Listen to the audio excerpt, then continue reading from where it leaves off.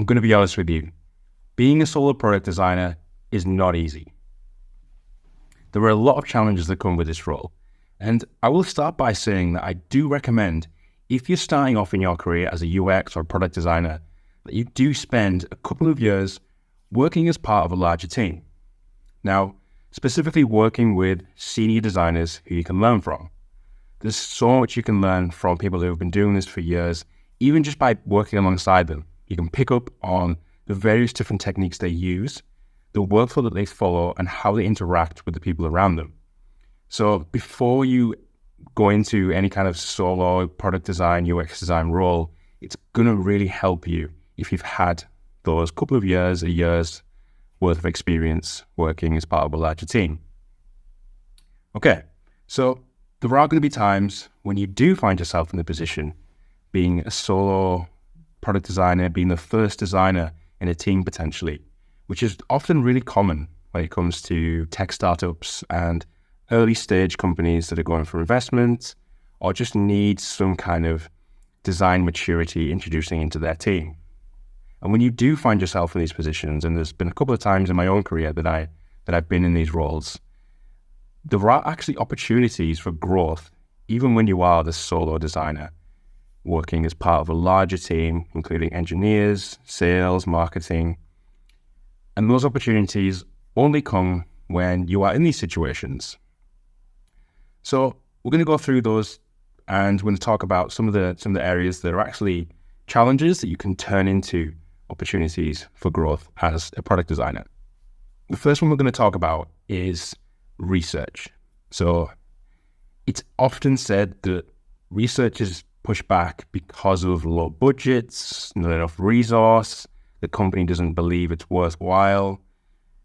There are a multitude of reasons why the research stage would be diluted when it comes to the UX process.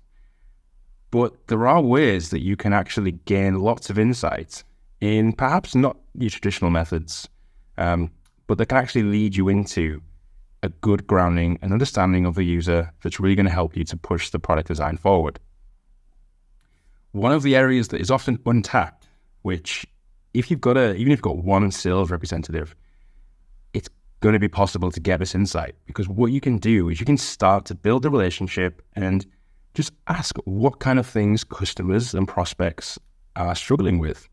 And there's so much information that goes on through sales calls and discussions. And as a customer moves through that pipeline, there's so much information that can help you as a designer to understand the struggles they face, the pain points, the challenges, how the company that you're working with, how they interact with the customers, and how are they talking about the product. All of this information is incredibly valuable, and it can all be gleaned from a regular discussion, a regular check-in with someone from the sales team. It's definitely a give and take in terms of this relationship that you build, because you're going to want to ensure that you're actually bringing value from the information that you're given. So you're taking and actioning the insights that you gain from those discussions with sales, and you're actually improving the product experience as a result. And in turn, that should all build towards making that sales discussion a lot easier, because it's all going to improve the product experience. It's going to be easier to talk to customers about how it can benefit them. And ultimately, it's an ongoing pool of information and insights that you could actually tap into throughout that research process and the discovery phase. And the more that you speak to the sales team about the customers they're speaking to, the more you can build up a picture of the primary customers that you actually could reach out to and speak to directly. And it's important to approach this scenario thoughtfully in terms of how the sales team would feel about this, and equally gauge how the customer and what their appetite would be to interact with the product team to improve the product.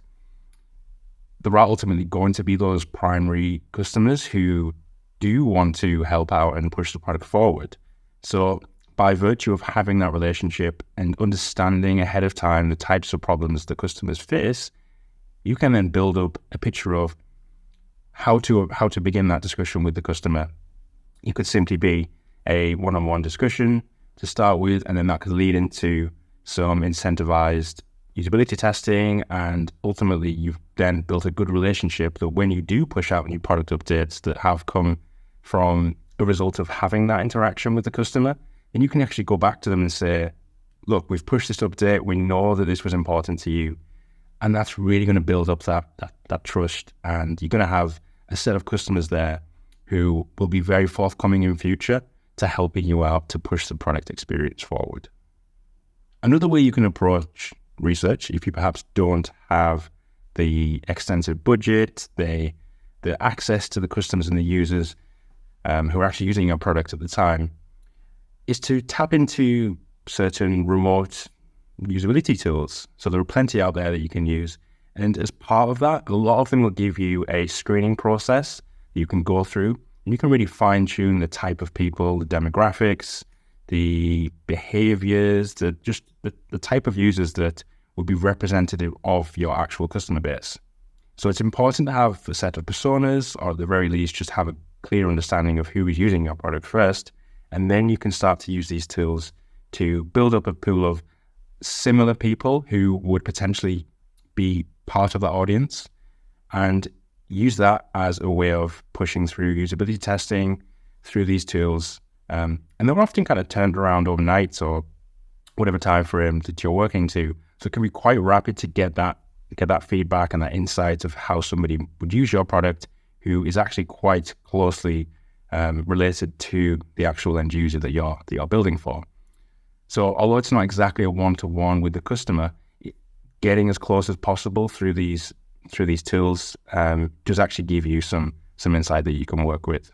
So a good one to bear in mind if you're on a low budget there. And the final point around research is that it's important not to forget about the quantitative data. So absolutely important to have that qualitative side in place where you can really get one-to-one discussions and kind of getting into the actual needs and behaviors of specific users and customers. To complement that though, it's also really important to have a good grasp on the high level view of how people are moving through the funnels, the various journeys in your product, and actually starting to match those up as well. So if you have analytics tools in place, they give you a view of the entire customer journey.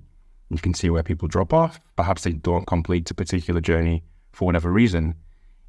If you're speaking to customers or representative people who use similar tools, let's say, you can start to match up the insights that you get from the quantitative side with the insights that you get from those qualitative discussions. And then that really reinforces the things that you're observing, which all gives you more confidence that you're going to make the right design decision when it comes to implementing those to support the insights that you're finding. Another common thing that you're going to find when you're working as a solo product designer as part of a tech startup potentially is you're likely going to be working with multiple engineering teams.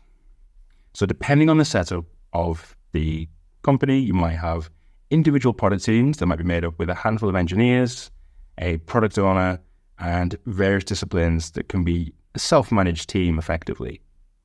And much of the time, you're going to be kind of straddling those teams in terms of the resource that you give in terms of design. So it's really important to be able to manage your time effectively by understanding how each team works and the dynamics that go on within each. So in my experience, even when working with multiple teams that are all set up to work to some kind of agile methodology, there can be nuances and differences depending on the team you're working with. And it's really important to understand that. So there might be certain meetings or ceremonies that go on each week, crucial to the delivery cycle for each team. So understanding where it's important for you to spend your time, where it's going to help the team you being there, and equally where you're going to get value from actually being involved in these meetings. It's definitely important to kind of map it out at a very baseline level. And then you can start to build your time around that to ensure that you're meeting the priorities, the deadlines, anything that is crucial to helping that team deliver on their piece of the product. So this definitely involves getting good relationships with the engineering teams and really understanding how they work. Do they use component libraries? Are there any specific tools that you can use to help facilitate that and make it a bit easier to collaborate? What kind of understanding do they have of the design process? how can you educate and kind of be more embedded in terms of bringing the design development relationship and handover process and just collaboration in general a lot closer together. And there's going to be different ways that you can do that depending on the team that you work with. So there's a lot of nuance that can go on there, and we won't go into that now. However, the most important thing there is to really get a grasp of how the team operates, how they works, and how you can give the most value there. And the opportunity there by kind of taking on this wider responsibility and challenge of working across teams is that you're really going to get a grasp of the different ways of working. And perhaps something that you maybe wouldn't get if you're working, siloed within a single team as part of a larger corp. You might not necessarily get the exposure to the different ways that these engineering teams can operate and deliver. And there's a lot to be learned from that.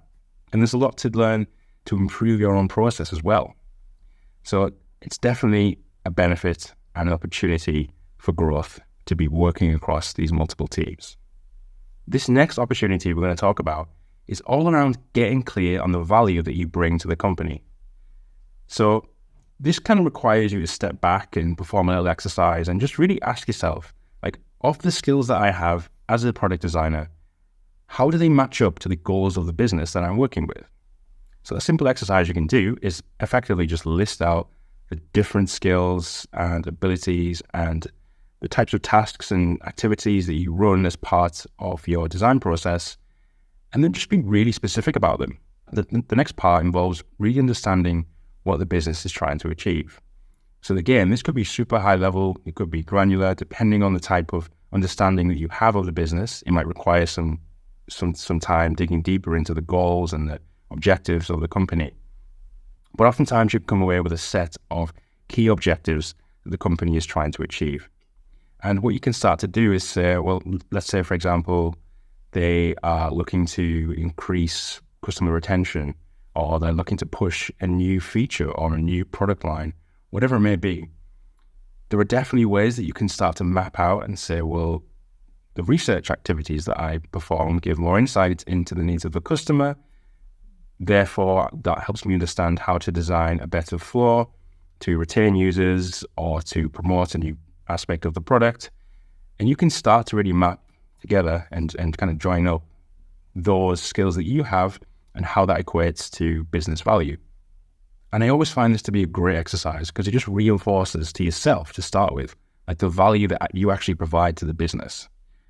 Now, the second step is that you're starting to use that when people come to you with requests or tasks that fall out of your typical responsibility. And you can start to think critically about, is this worth my time investing into?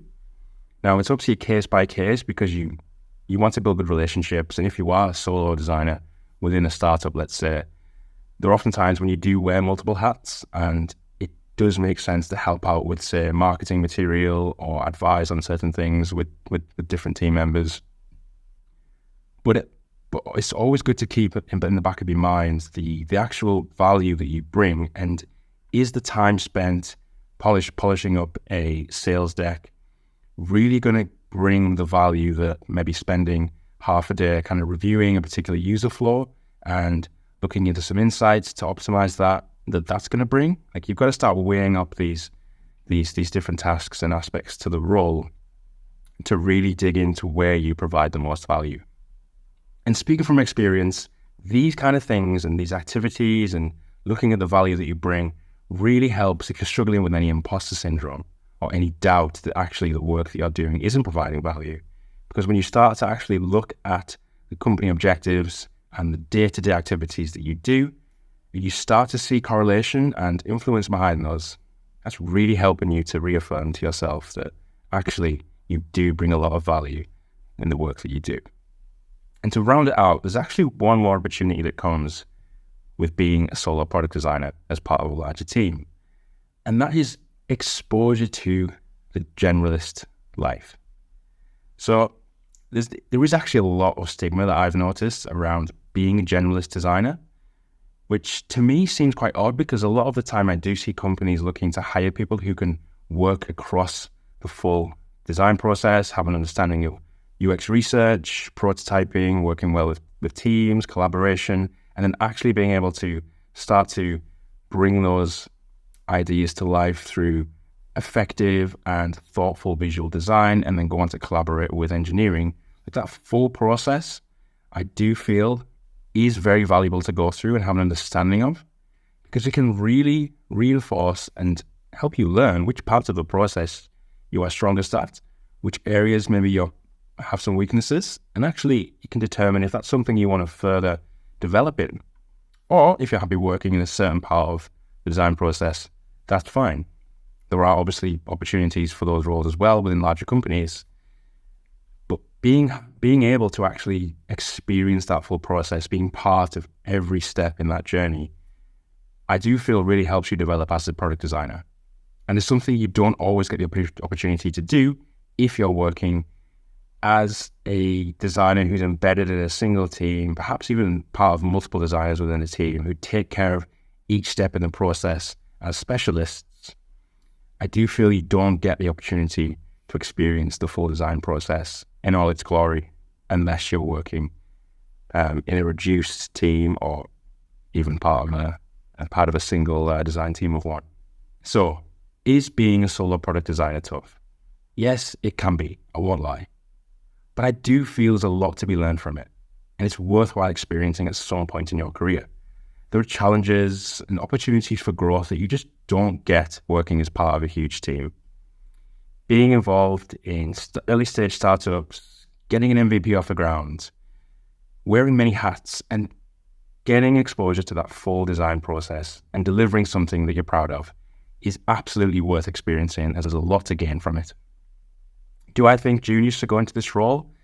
I do feel that people starting their career in UX and product design should have at least a year or two under their belt working with a larger team. Getting exposure to processes, working with senior designers, and really getting to grips on the ground with how to run an effective design process is absolutely valuable in the early days of your career. But I do feel like experience in that solo product design role is going to help you grow in ways that you wouldn't experience otherwise. But I'd love to know what you think. What are your thoughts? Have you worked in similar roles? Which skills and opportunities have you found have really helped you develop? Let me know down in the comments. And if you find this content valuable, don't forget to like and subscribe, and I'll see you next time.